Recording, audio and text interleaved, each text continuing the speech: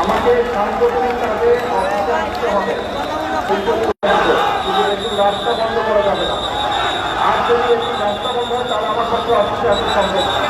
কিন্তু অফিসে আসতে নেতা কর্মী কাপড়ের সাথে দেখা সাক্ষাৎ করা সম্ভব হবে, সাংগঠনিক কাজ করা সম্ভব হবে। আমি কথা বুঝতে পেরেছি, রাস্তা বন্ধ করা যাবে না। যদি আমাকে পল্টন অফিসে দেখতে চান সবাই আপনারা, তাহলে রাস্তার পরিবেশ স্বাভাবিক রাখতে হবে। রাস্তা এখন বন্ধ করা যাবে না, মানুষের চলাচলে বাধা বিঘ্ন দেওয়া যাবে না। বোঝা গেছে? তাহলে এখন দয়া করে আগামী আধা ঘন্টার মধ্যে রাস্তাটা ক্লিয়ার করতে হবে।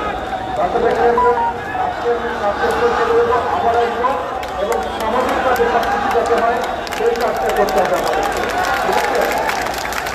সব কিছু স্বাভাবিক রাখতে হবে।